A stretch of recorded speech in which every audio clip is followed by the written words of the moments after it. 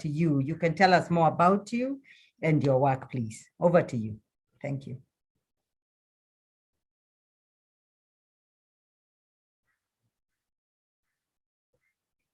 You are muted, Tari. You need to unmute. Oh, yeah. Oh, yeah. Okay, Thanks. there you are. Okay, so my name is Tarira Mkabeta. I work at Bindura University. Bindura University is in a town called Bindura, which is about 87 kilometers from our capital city, Harare. I've worked for Bindura University since 2010. My background is computer science. I did my first degree in computer science. Then in 2011, I joined the postgraduate diploma in ICT's education from University of Cape Town. And then I furthered to my master's and I graduated in 2016. So at Bindura University, I worked in the computer science department for about 9 years. But after I finished my master's in ICTs in education, I applied to transfer to educational technology department, which is in the Faculty of Science Education. So in that department, I teach educational technology, learning management systems, ICTs in education. That's what I do mostly. I love teaching with technology. I always try to encourage my students to try and test out different technologies. So that's mainly what my talk is going to be about, my experience. So that's just a bit about myself. I'm a mother of 3. After the COVID-19 pandemic, I started mostly working from home. So I've been trying to manage work and family and kids and their school as well. That's just a bit about myself. I love traveling and tasting new food. I'm a tea lover, so I always try to taste different teas. During the lockdown, I've started making Indian lattes. That's what I do mostly. So off lockdown, I go out to just have lattes and see new things. That's what I do. So that's just a bit about myself. Thank you so much.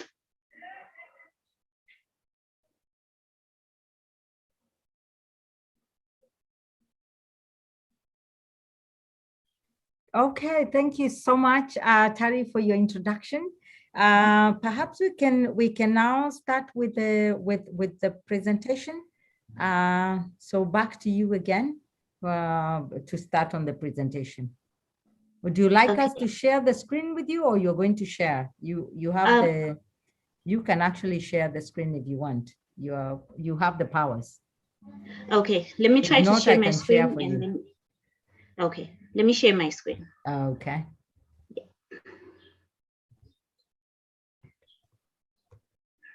And as you go on, if there's anything in the chat, I'll alert you to that. So just do the presentation, then we can let you know.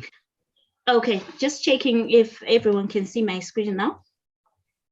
Yes, I can. I think everybody can. Yeah. Okay, fantastic. There's a thumbs up. Yeah. Okay, so I chose to name my topic facilitating using low-end technologies,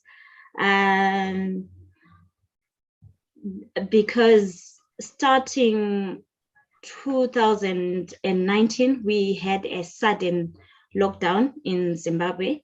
So I was working at Bindura University. I teach ICT applications in education, computer applications, computer programming to pre and in-service teachers who are enrolled at Bindura University. So my course is more of my courses that I teach are more of practical courses. So we used to have like lab practicals, teaching students how to use the different technologies available to them. But with the outbreak of COVID-19, and it sort of impacted how students who then get access to education, because we suddenly had a lockdown. Students could not move. We could not go back to work to do the traditional face-to-face. So it gave a challenge and an opportunity to all the educational institutions to find a solution by determining suitable platforms and techniques for effective implementation of quality educational services, which were not used before. So we from the World Health Organization, the Center for Disease Control and Prevention recommended canceling of large conferences, limiting meeting sizes. Our traditional model of person-to-person education, lectures, chalk and talks was compromised. So at Bindura University, we had been using technology, but it wasn't mandatory. You would have to meet students face-to-face. You would have to teach students practicals. You would have to do practical lectures with them. And whilst the learning management system was available and all technologies and computer labs were working, it wasn't mandatory for students to complete their assignments on the learning management system. It wasn't mandatory for lectures to be supposed to, they were encouraged to have all the learning blended with technology as well, but it wasn't mandatory. So when the COVID-19 pandemic hit us in Zimbabwe, almost all institutions around Zimbabwe were trying to find means and ways to have our students get access to education from wherever they were. But when I started my master's degree in 2011, when I worked with University of Cape Town, I was introduced to quite a number of technologies that we could use. And, you know, sometimes students don't always have access to these technologies, don't have access to devices. But I did have a passion of using such technology. So I would talk to my students. I would ask them if they would try out different technologies. And them being 21st century learners who are mostly digital natives, they were keen to use new technologies. They were keen to try out. And I remember back then in 2012, some of my students actually coming back to me to say, ma'am, why can't we start this and do this on Facebook group, etc. So it inspired me. But at Bindura University, when we went on lockdown, I started to try and find ways to support my learners using technologies available to them. So at Bindura University, our official learning platform is hosted on Moodle, and it has got quite a number of tools, which include the lesson tool where we could create lessons, and students are able to do self-paced learning because they have access to the platform and can be able to go through a lesson. We could start discussion forums. I used to create assignments for them, and they would submit, give them deadlines. They used to complete quizzes. And then there was the new functionality. It was new. It's not really new, but it was new at Bindura University, to include the big blue button for our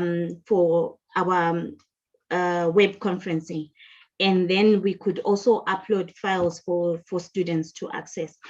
But then the challenge that I had with my students who were supposed to be using the Moodle learning management system is that at Bindura University, for a student to have access to our learning platform, they will need to have completed the registration process.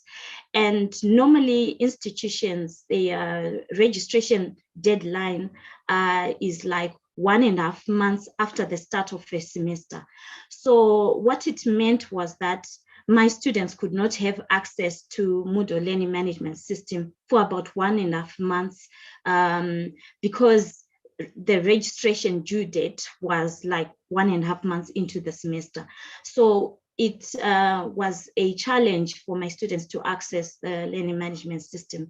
The second thing was, for those who were able to access the learning management system, it was being it was available and hosted locally initially, but students always used to complain with the amount of data they need to access Moodle, how they are supposed to access it, and sometimes it would make them miss assignment deadlines, miss discussions. But I got to learn from these students as they were giving me all their excuses. I could call them excuses, but sometimes they were real concerns. But you would find that almost always students who would get in touch with you on WhatsApp to tell you that I have a problem with uploading my assignment. I have a problem, Moodle is down. I have a problem, I'm not able to meet this deadline. And all that communication used to happen mostly on WhatsApp. Then I started thinking about how I could take advantage of the tools that are available to students. Generally, you'd notice that as institutions, we do have quite a number of tools that we have in place that are able to support students, that we are able to use for education. But maybe the main challenge is those are not some of the tools that are available to students in terms of having them access to those tools. So I started thinking about how I could then use the platform that my students have so that I support them during the COVID-19 pandemic. So I started a Zoom meetup. It was just a check-in, but there was high data requirement according to the students. They would always complain that, "Ma'am, we need a lot of data for us to access Zoom." Then when they tried to connect with their mobile phones, some of the mobile phone specifications could not run Zoom well. And I also tried creating a Google Classroom and doing a Google Meet with them. There was also that challenge of data and access. But one thing that was a little bit different that I discovered from my students is they commented out that they were more able to access Google Classroom than they were able to access Moodle. Maybe first because of registration, and then second because Google is always on the cloud, and they are able to access it as compared to something that is hosted on the university network. So I decided to start WhatsApp groups, and on the WhatsApp groups I created for my learners, they responded better than the chat functionality that we have in Moodle. So what I then did is I created Google Forms for quizzes, and I shared these links on WhatsApp. Then for me to prepare for lessons, or for me to prepare content that my students were supposed to use, or messages that I wanted to send to students, I used just Notepad and Word for creating my pretext. What I discovered is that when you want to do a live lesson on WhatsApp, it's better for you to prepare the text that you need to post in advance.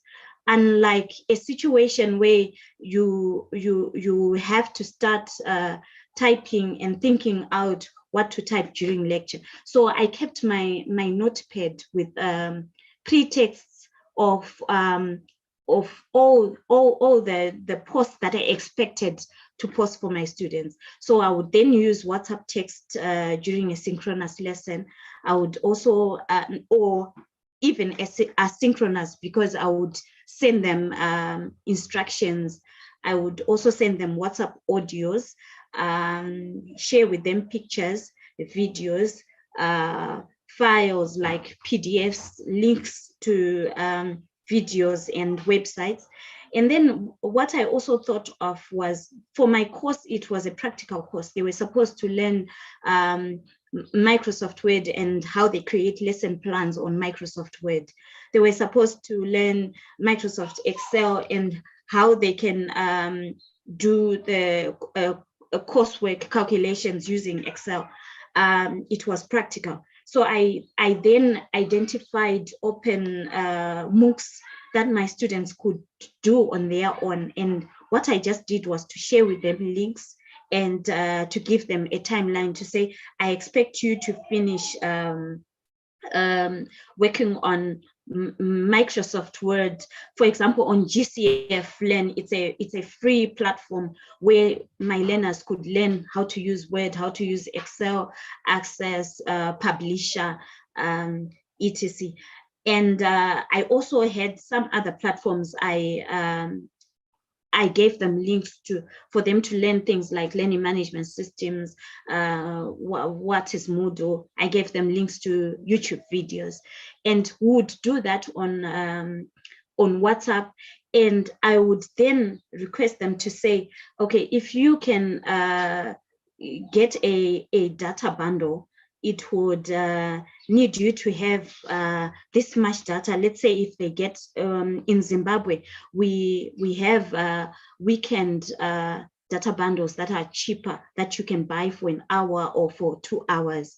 So they would buy that and use those data bundles to download the PDFs that they need to read, to go through the video content over the weekend. Then we would then set up time on WhatsApp where we would start discussing the learning material that I would have shared with them. So in terms of using instructional design models, for Tari, me, yes. Tari, since there are 2 questions based on the last slide, probably I was just wondering, how did you make sure that your learners do not bring personal conversations or sell their wares into the WhatsApp class or discussion spaces in WhatsApp? And how did you just have that conversation?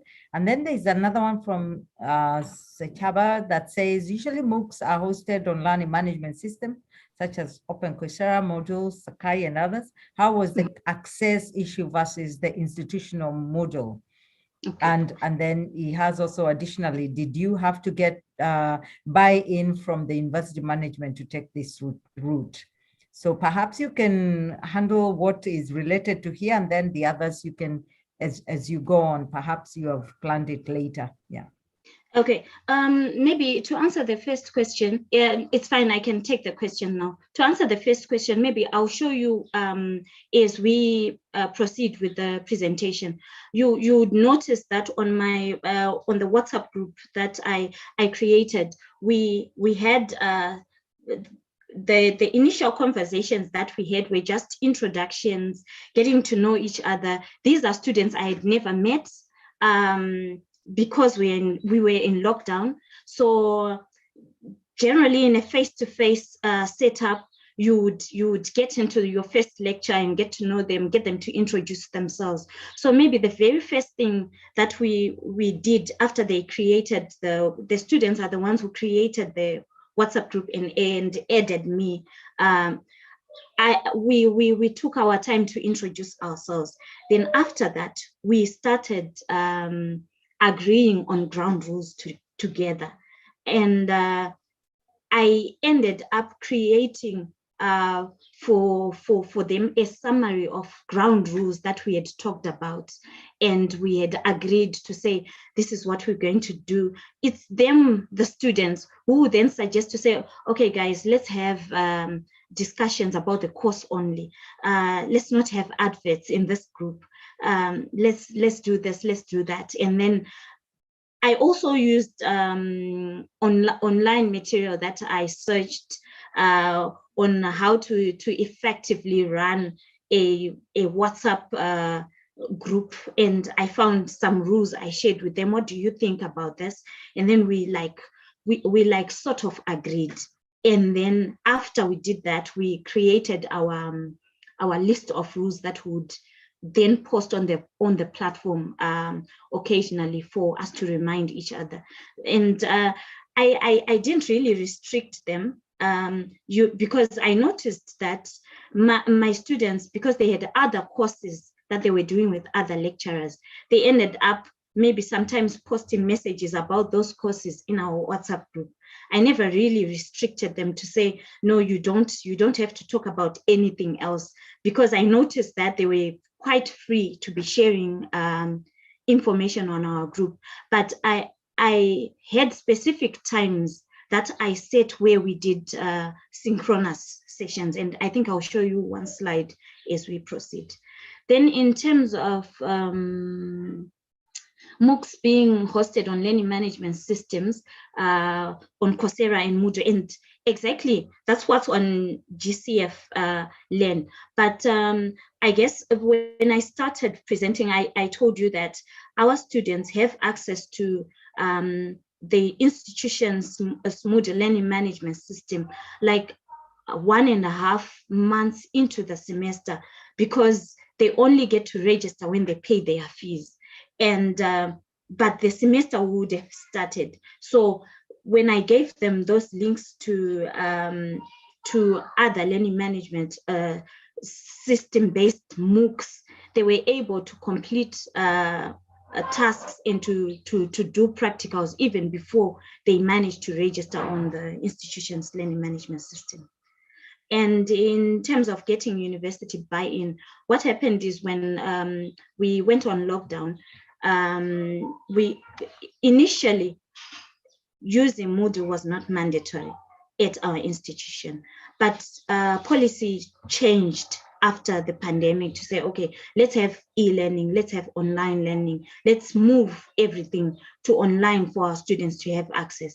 But the platform that the institution owns or that the institution has available for lecturers and students officially is Moodle. So when they realized that challenge of students not being able to access Moodle, our administrators advised us to use alternative methods of reaching out to students during the COVID-19 pandemic. So which meant that it was easier for me to communicate with my students and say, okay, yes, this is what we can do and this is how we can do it.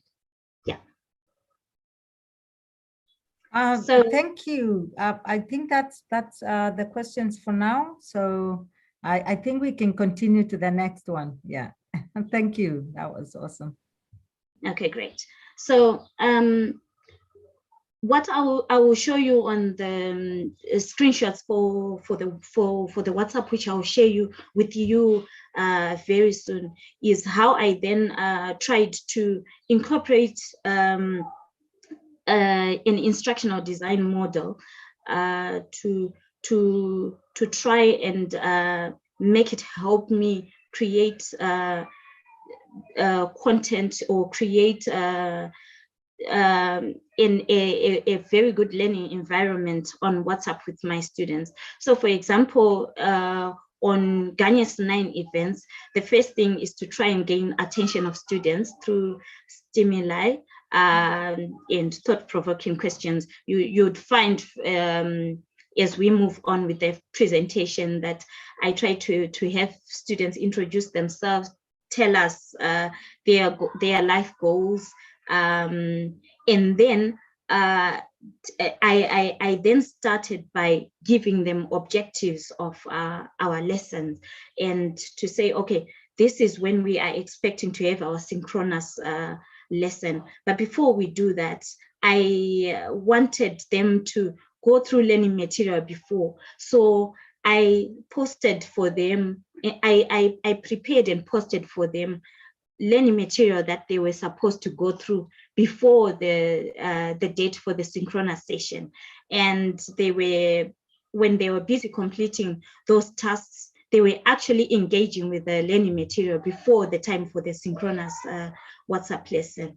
And then on the day when we were supposed to then have our synchronous lesson, you would then post to them to say who has managed to complete reading this handout, who has managed to watch this video, who has managed to do this online lesson. And students would then come back to say, oh, ma'am, I've managed to do the GCF Learn Word course on GCF Learn, and this is my certificate. So you notice that that practical that I expected to be doing in the face-to-face lab timetable before the COVID-19 pandemic, they were then able to use those platforms to do the same thing from home. And like I mentioned before, these students would try and get cheaper data in bulk and set aside time for them to go through that learning material well before we did the face-to-face. So I tried to follow all the steps, coming up with examples, sending them pictures, so that they get well prepared before the lesson. So I'll just quickly jump on and show you some of the things that we did. So the first thing that I would do is to do introductions. I asked students to share a picture of themselves, to write an introduction on text, or to send us audio. And then we then went on to the discussion about ground rules, and then I shared the course outline with them. Then when I shared things with them, I would then say, if you have managed to read this message, if you have managed to go through the course outline, post done. Those are some of the messages I would send on the platform. And then when they go through the material, they would respond to you, and then you would know that, oh, okay, they've managed to do this. Then I send them pre-lesson activities, and I give them expected time to say, I expect you to have finished all these pre-lesson activities by this time. When you do your lesson planning, you have to try and check generally how long they need for them to complete the pre-lesson activities. Then you give them a deadline to say, I expect you to have gone through these by this time. Then you continue to check, because when you are using social media, or when you're using WhatsApp, you need to continuously keep conversations going. So you would ask them, how far are you? Do you have any questions? Is there anything that's giving you a challenge? Then just before the lesson, we share lesson objectives. Then we do the synchronous lesson. So the synchronous lesson now was a specific time that we agreed to say, we're going to meet from 10 to 11 and discuss our topic. And that topic, they would have covered it already when they did their pre-lesson activities. So I would then start asking them questions relating to the pre-lesson activities that I would have shared with them. And then we start doing the discussions. Then I pose questions to them. Students reflect on the questions that I give them. So my role then became a facilitator, because all I was just now doing was to ask them more questions, to ask them to respond to, for example, I did an online facilitation course with Image, and I think in 2018.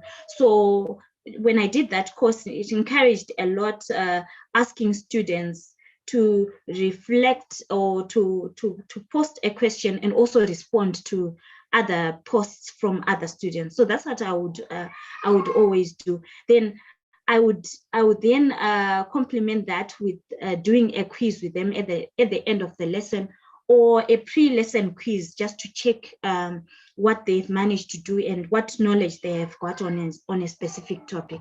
So I'll just jump on. I did not download the pictures so that I try to keep the anonymity of students. So but for example, students were introducing themselves on the platform. So I posted my audio, introduced myself, and then told them it's now your turn, introduce yourself, tell us what you're doing and what you expect to achieve, what you're looking forward to be doing in this course. And students were posting these kinds of responses. And you notice that I said introduction and setting ground rules. Here, I was telling them, as we respond to this message, please share with us one ground rule that we can adopt to make our learning effective. So I think that answers the question that was asked previously. So one student was responding to say, no jokes are allowed on this platform, and another student was seconding that post. And then after we finished having this discussion, I then created a list of ground rules where I said, oh, now please read these ground rules and let us understand them and adhere to them. This will help us run an effective course online on our WhatsApp group. So after doing all this, I then started introducing them to the different topics we were supposed to cover. Then I would give them the pre-lesson activities. Like, for example, I would say, watch the following video, download this handout, download these audios, and listen to them by 12 p.m. tomorrow. And then I make an announcement to say, let us go through the pre-lesson activities above. We'll cover the first topic in tomorrow's chat, so make sure that you read the lesson objectives, listen to the audio, watch the video, read the PDF, and then we will have our live chat, and then I give them time. These students I had were teachers, were in-service teachers. So during the COVID-19 pandemic, when their semester had started, they only had, most of them only had lunchtime where they were able to respond. So I gave them pre-lesson activities so that they go through them at the time that was best for them. And then we agreed on a specific time that we were then supposed to do a synchronous lesson. So synchronous activities, and I hope the screen can be seen. I would, for example, ask them to give an example of application software. In this case, they were doing computer software. And when you are facilitating online, and you are doing synchronous, you would want to give them time to respond, but you would want to also remind them to say you expect them to respond. Like in this case, I said, I expect you to respond in the next minute. Just give me an application software that you picked from listening to this audio. Then from listening to that audio, what do you think input devices are? Can you give us examples? And then I told them that I will give you one minute for you to respond. I noticed that works very well when you're doing asynchronous chat, because if you just leave it open like that, sometimes students will think, okay, there is a question, but they will not really know if the response is needed then. So I would continuously tell them that you have 1 minute to respond. Then also to say, are you able to respond to another person's post? And then to be giving them feedback live as they are posting their responses. And I saw that it actually works. So for this one, you would say, I would say, sometimes due to technical challenges, computer storage systems fail. then I asked them, what should we do in order for us to ensure that we recover quickly when this happens? You have 1 minute to respond. And students would then just respond. They would have covered most of this in the pre-lesson material that I would have shared with them. So I found that it really does help them. Then at the end, I posted a message like, I appreciate the wide range of knowledge that you shared on in the speed at which you responded.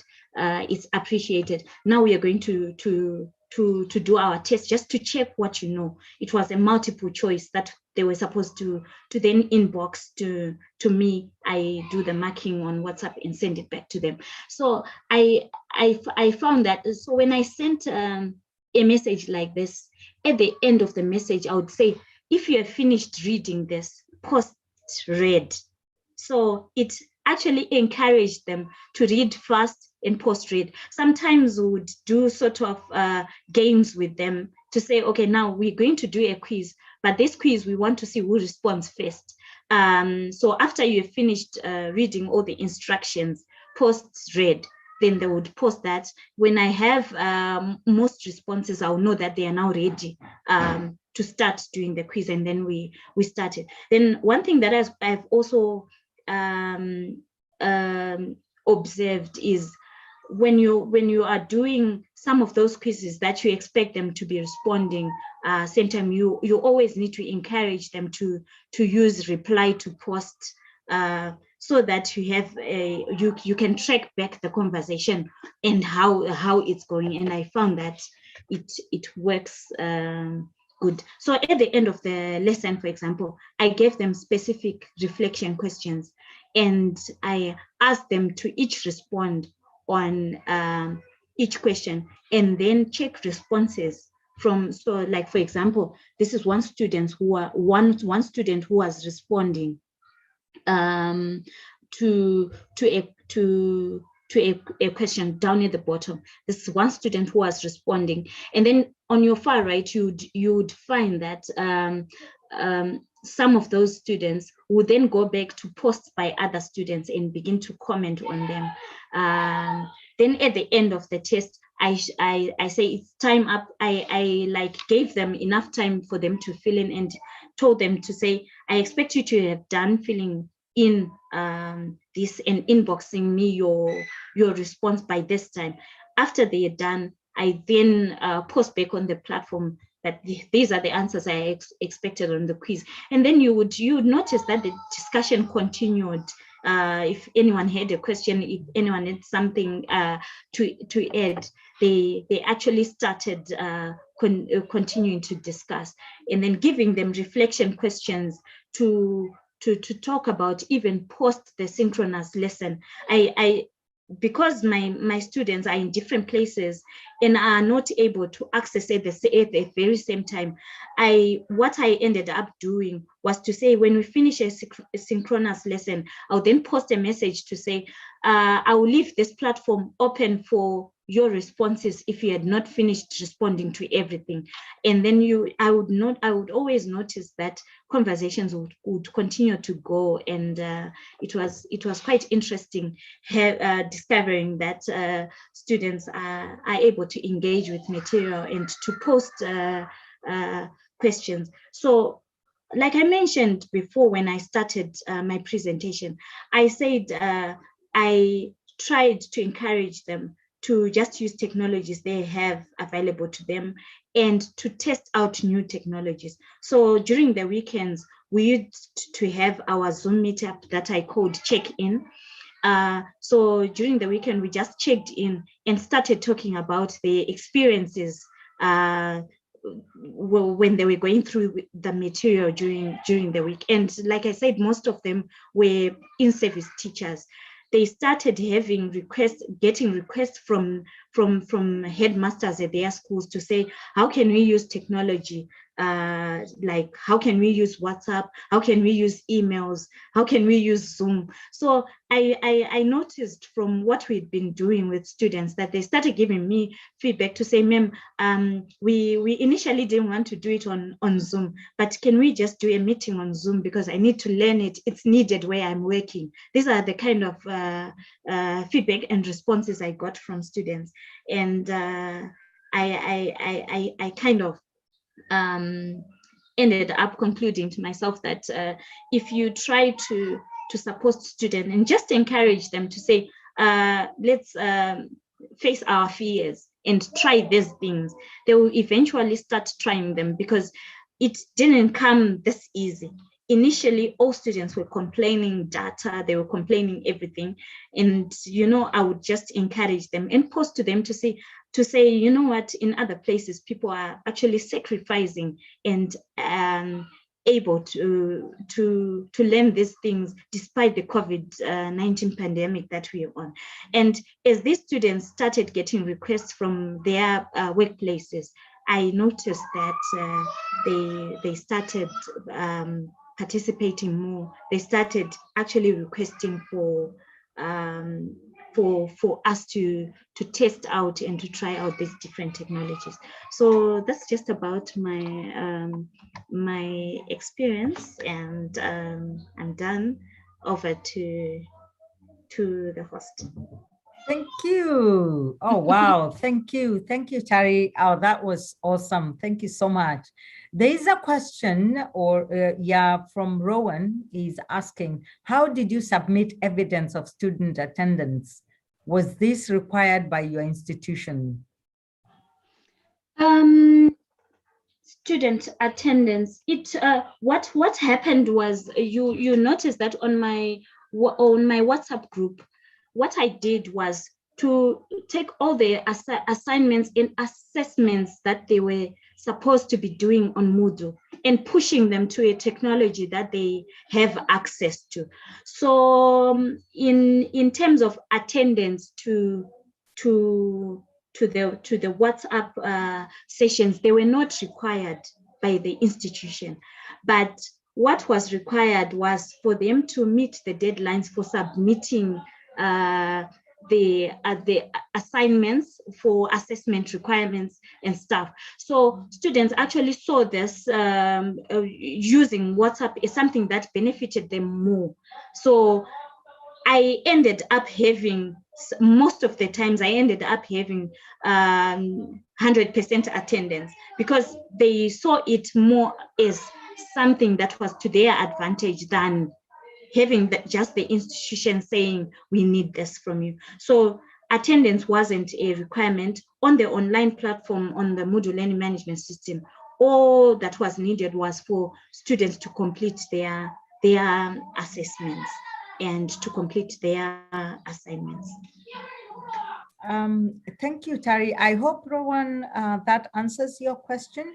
Thank you. If someone else has a question, please just raise your hand and I'll identify you and you can ask the question directly if you so wish. That will be really welcome if you'd like to just ask the direct question.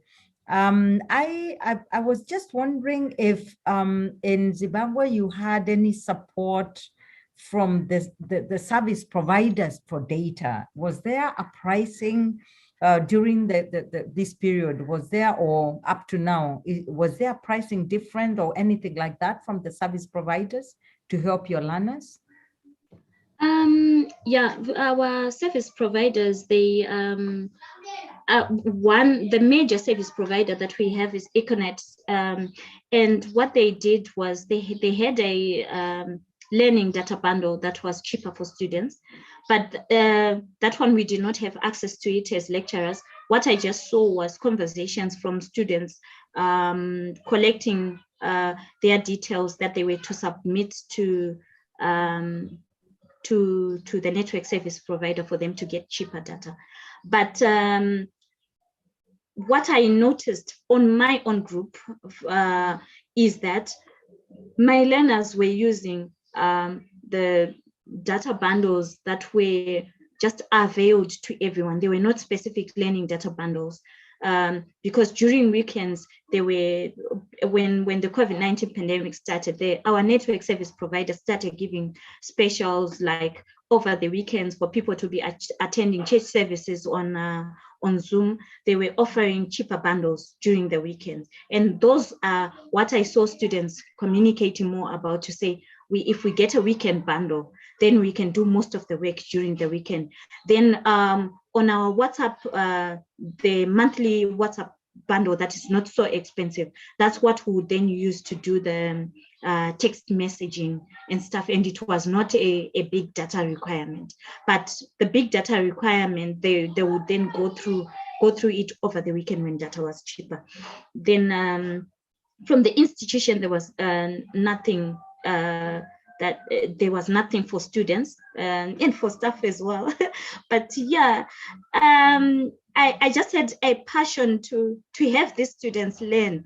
I just remember the time that I was a student that I really needed to learn, but I didn't know how if we didn't have the resources. So I was more of asking students to say, if you want to try this out, this is what you could do. And I got buy-in from students. They sacrificed their data. I also sacrificed to purchase my own data and do it for my students.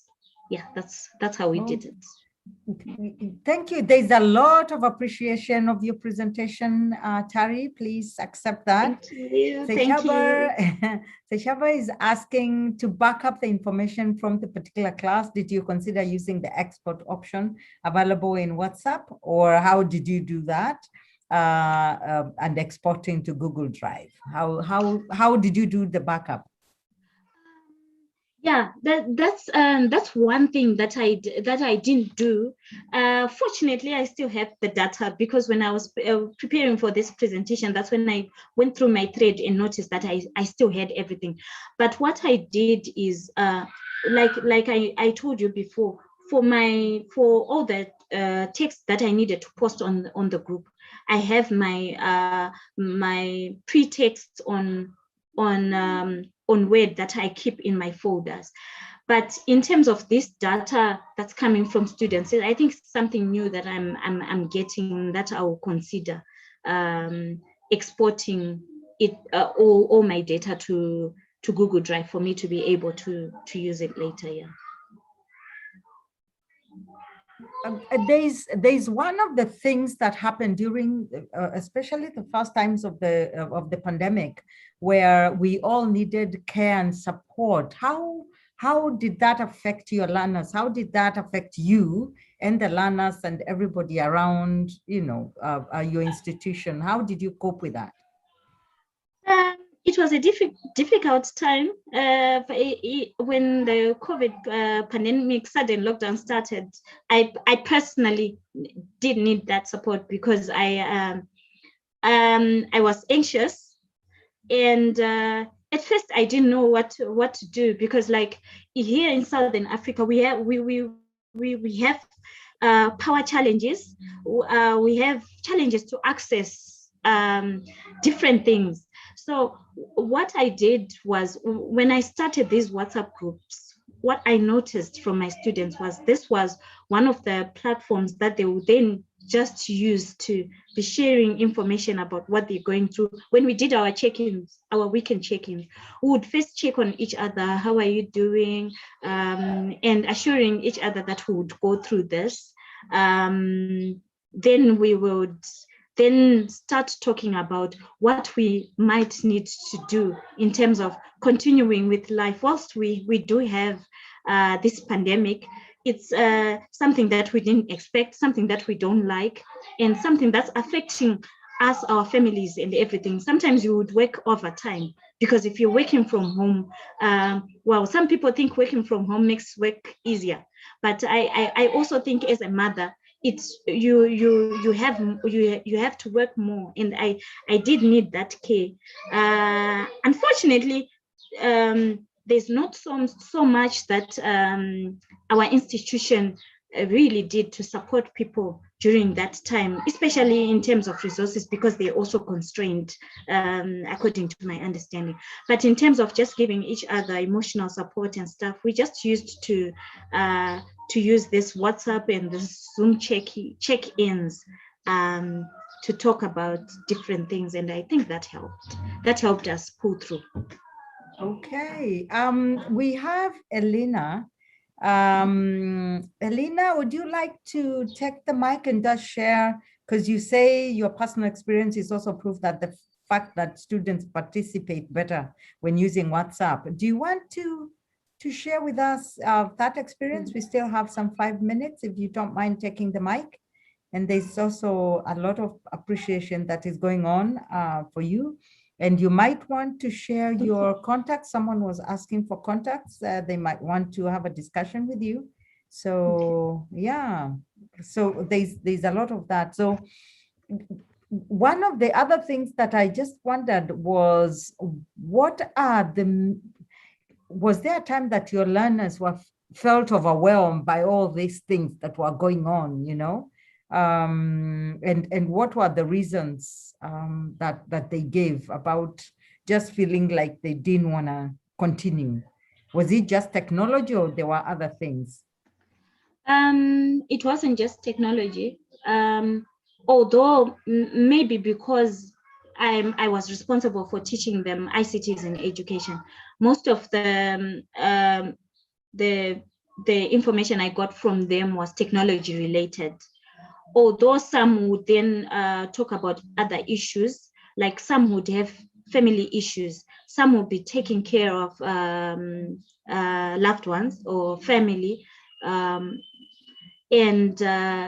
they would then share with you some of that information. So as their lecturer, what I would just do is maybe to offer them an ear, to offer them my time to respond to them. Some it would be individual messages being sent to you. I'm taking care of my mother. My mother has been hospitalized. This is happening to me. And I've just discovered that I tested positive to COVID. They would send you all those, besides the technology issues. Students kind of confide with you and start telling you what their experience is, and you just come in and become the support. And some of these things that you were not even trained in terms of your school qualification, you are just an ICT person, you're just a computer science person. But I would then have to get in, read news, listen to some of these conversations, and also share with my students, because they know that you are their lecturer. They kind of confide with you, and they kind of expect you to know some of these life issues. And I cannot say I'm expert in some of the issues that came to my ears, but I just tried to give them as much support as I knew and as I got. Like I mentioned when I gave you my introduction, I'm a tea lover. So here in Zimbabwe during the COVID-19 pandemic, people were talking a lot about using our traditional herbs and doing teas with traditional herbs for just to boost our immune system and stuff. So I would just be talking to them about all this stuff and saying, oh, okay, research is saying that it's not like we call it Zumbani. It's not Zumbani which will heal you from COVID, but it has been proved to have just this that can help you during this time, and we were just encouraging each other. Maybe just that. And I see a question that says, did you Yes. There's a management support from Gabriel. Just wondering if you got some management support there. I haven't seen the one from Gabriel. What does it say? Did you have support from management? Our management just said, encouraged us to make use of all these different technologies to support students, but they didn't technically support us in terms of getting the devices, getting data and stuff. That was not there. But you know, when I don't know, does it come with when you just have a passion to help people, you just go out of your way and you start doing these things for your students. But we didn't specifically have support from them. They had their resource constraints that they talked about. Yeah, and then there's a question, I think it's the one that you had seen about keeping updating content in Moodle despite using WhatsApp, because he has heard some colleagues in higher education indicate that they still need to keep updating content in their respective learning management system for quality assurance purposes. So did you do that? Yeah. Yeah, you know what? At our institution, it's now mandatory to have all courses online and all course material online, and so I would have that, but I'll be honest with you and say I would not get students use those. That's why I decided to move everything to a platform where I could get responses on. And then say for the 2 assignments that you need to submit, please submit them on Moodle. But we sort of like took discussions to where students are found. That's what I did. But then in terms of it's now mandatory at our institution that we have to have all the material on Moodle. But being a lecturer, being the instructional designer, being you don't have the teaching assistants to be helping you doing all these things, and it's quite taxing. It meant that I did not have much more time to continuously update Moodle, although I do have all the learning material and all the assignments uploaded, but continuously updating it, I could not find that time because I was focusing more on communicating with students on the platform that they are found. So maybe I would think maybe in the future, if there was a way of just creating your content, and then just like we do when we schedule, like for example, you can schedule an assignment on Google Classroom, right? I was hoping to get something that would pre-schedule for me and post on all platforms, because you are the lecturer, you are the one who is expected to become the instructional designer and to wear all these hats. And sometimes in terms of time, it's not possible. Wow. And Ruth would like to know, to what extent did your students abide to the ground rules? How did you manage this? You remember the ground rules I was asking? Yeah, what I noticed was like students, I try to involve them in creating rules themselves, right?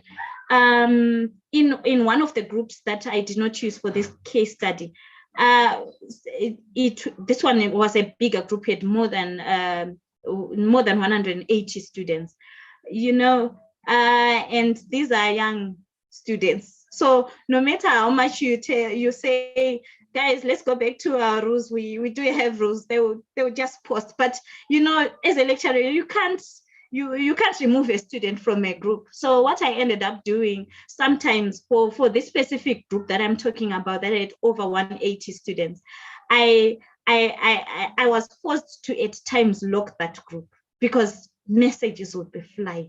Sometimes you would do an online meetup. After you do an online meetup, students start discussing and posting things. Then I open for discussions. But you would find that some students are complaining of data and they don't want these discussions on. So yeah, it was, we would talk about these things, encourage each other. Sometimes I would just leave them to talk about what they wanted to talk about and say, guys, I'll tell you when I come back online.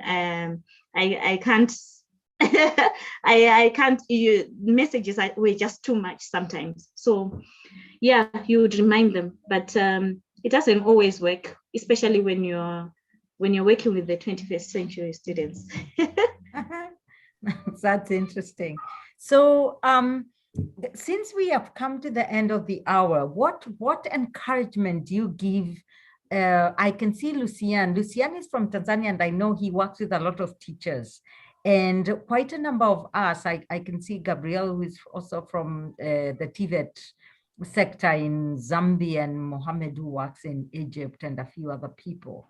What is it that you tell them about using law technologies? What is that one thing that you'd share with them?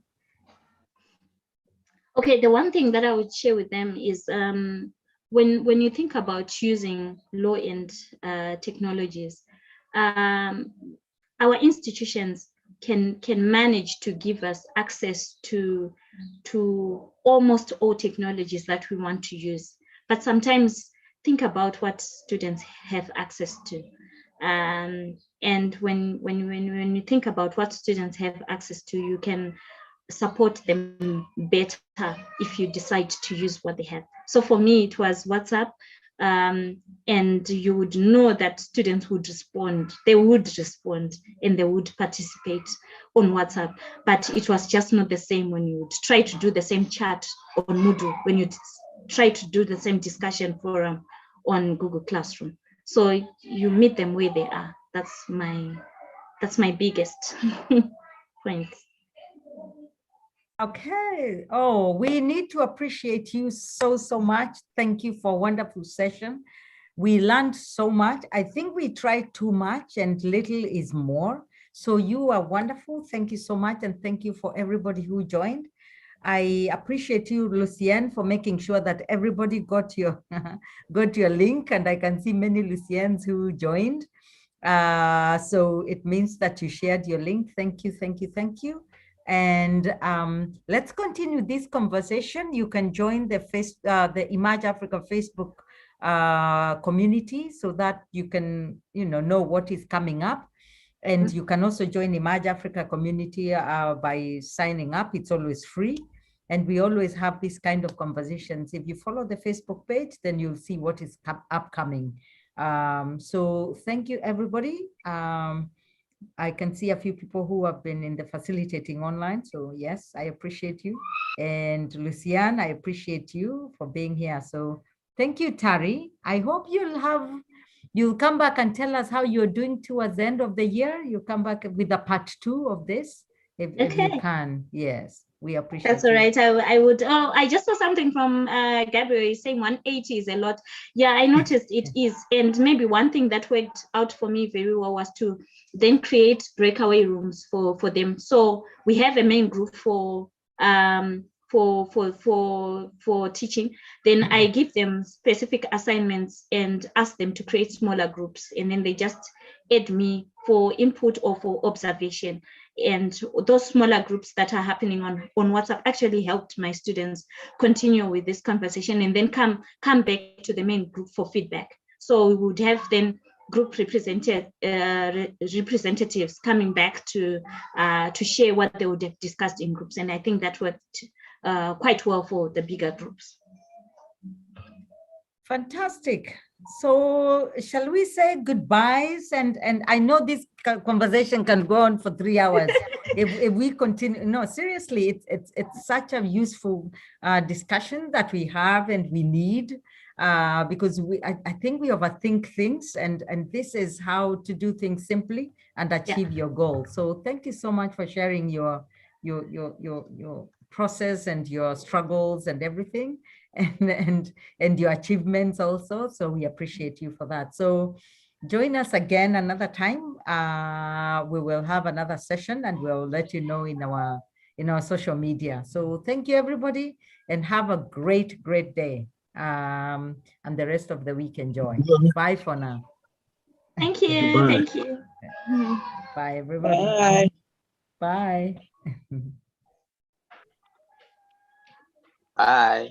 And thank you, Lucienne, for inviting everybody. I see that you had quite a number of people from your network, so that's really cool.